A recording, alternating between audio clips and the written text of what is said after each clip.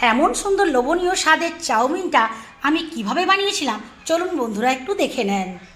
Hello বন্ধুরা, welcome back to my YouTube channel. আজকে আবারও এক লং ভিডিও নিয়ে হাজির হয়ে গেলাম।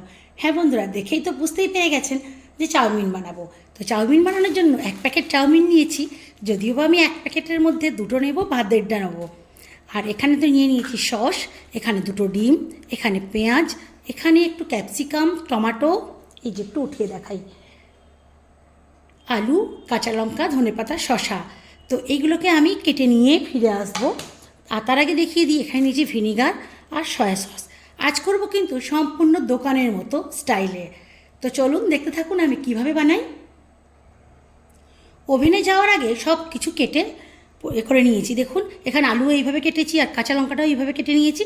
আর অল্প যে ক্যাপসিকামের একদম একটুখানি নিয়েছি সাইডে, কারণ ছেলে ক্যাপসিকামের গন্ধ অতটা পছন্দ করে না। টমেটোও কিন্তু একটা ছোটো সাইডের টমেটোর অর্ধেকটা নিয়েছি। ধনেপাতাও কুচি করে নিয়েছি আর শসা পেঁয়াজ রেখেছি। তো চলুন এবারে ওভেনেই চলে যাই। ওভেনে কড়াই বসিয়ে দিয়েছি, গরম হয়ে গেছে। এখন দিয়ে দেবো এর মধ্যে জল। জলের মধ্যে দিয়ে দেবো নুন আর দেবো অল্প একটু তেল। এখানে আমি সাদা তেল দিলাম। আর এখন দেবো চাউমিনগুলো এর মধ্যে দিয়ে দিলাম, সেদ্ধ হলে ভেঙে যাবে। আজ সকালে যেহেতু ব্রেকফাস্ট চাউমিন, তাই আমি চাউমিন 2 প্যাকেটই দিয়ে দিলাম। এখন এর মধ্যে এই যে একটা লেবুর অর্ধেকটা আমি চিপে দিয়ে দেব।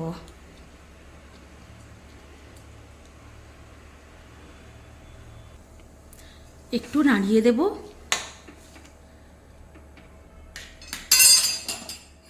2 মিনিটের জন্য ঢাকা দিয়ে দেব। 2 মিনিট পর ঢাকা খুলে নেব। এই দেখুন এইভাবে উতলে যাবে, তো উতলে পড়ে যাওয়ার চান্স আছে, সেই জন্য আমি খুলে দিলাম। যতক্ষণ না এবার সেদ্ধ হয় মোটামুটি ততক্ষণ আমি সেদ্ধ করে নেব। এই সময় একটু নাড়িয়ে দিতে হবে।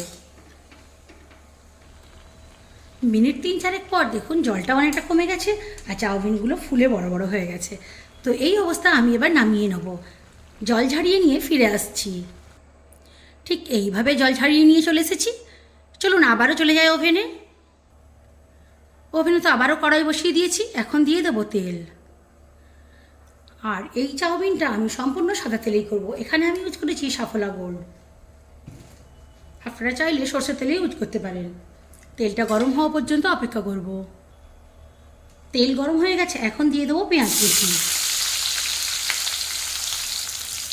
সঙ্গে দিয়ে দেবো কাঁচা লঙ্কা।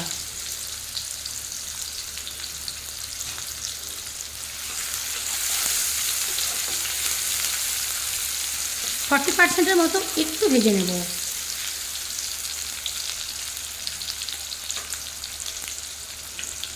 এখন দিয়ে দেবো কুচনো আলু।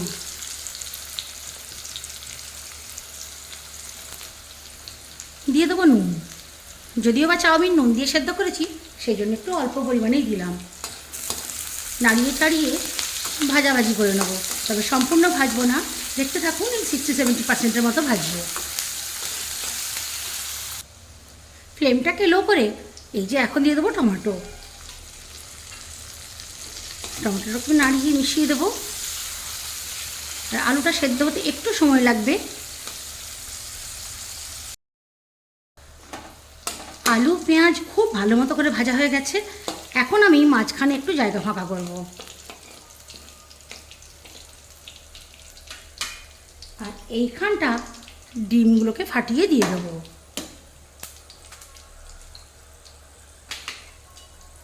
ডিম যাতে খারাপ ভালো হয় সেই জন্য আমি একটা বাটি করে ভেঙে ভেঙে দিয়ে দেবো।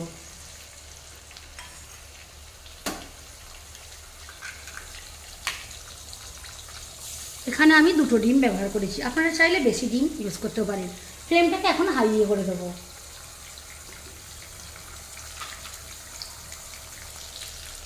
হাতে করে ছড়িয়ে দেবো অল্প একটু গোলমরিচের গুঁড়ো।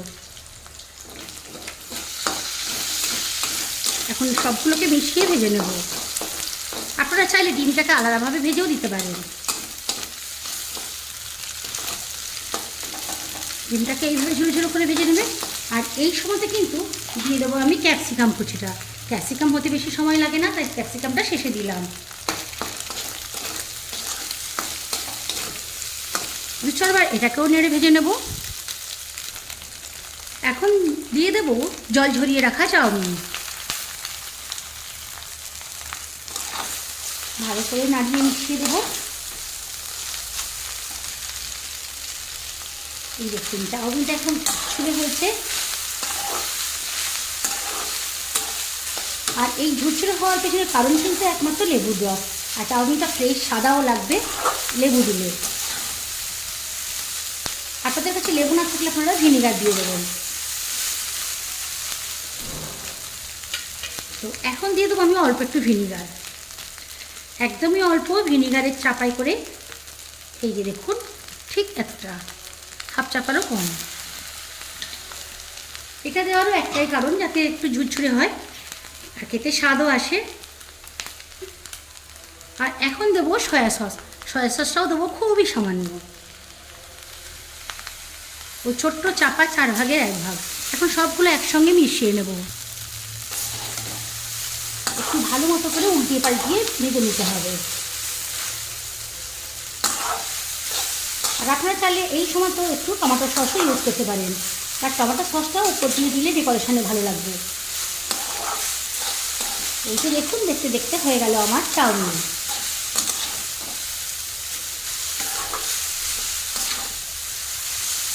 আর এখন আমি সব থেকে শেষে কিন্তু দেবো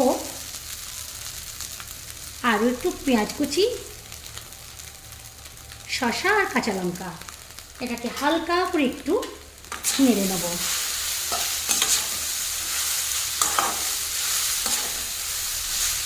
আর এখন আমি ওভেনটা অফ করে দেবো।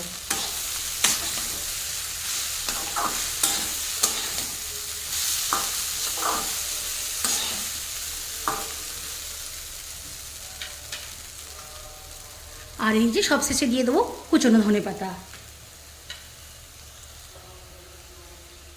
একটু নাড়িয়ে মিশিয়ে দেবো আর হয়ে যাবে আমার চাউমিন। আর সম্পূর্ণ কিন্তু আমার স্টাইলে, আর দোকানের মতো হলুদ টলুদ না মিশিয়ে বানানো। তো বন্ধুরা দেখতেই পেলেন কিভাবে বানালাম আমি চাউমিন। সম্পূর্ণ কিন্তু দোকানের মতো, আর আমার সম্পূর্ণ নিজস্ব স্টাইল। তো যাই হোক, কেমন লাগলো আজকের এই চাউমিনের রেসিপিটা অবশ্যই কিন্তু কমেন্ট করে জানাবেন।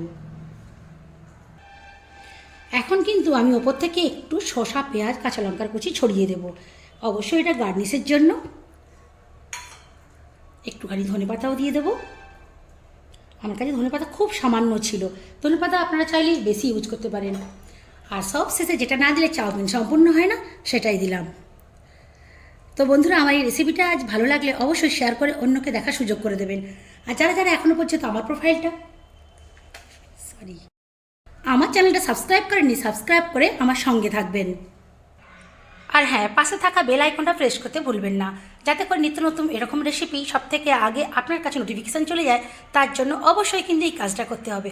তো আজকের মতো এখানেই, আবার অন্য কোনো ভিডিও নিয়ে আপনাদের সামনে হাজির হবে অন্য কোনো দিন।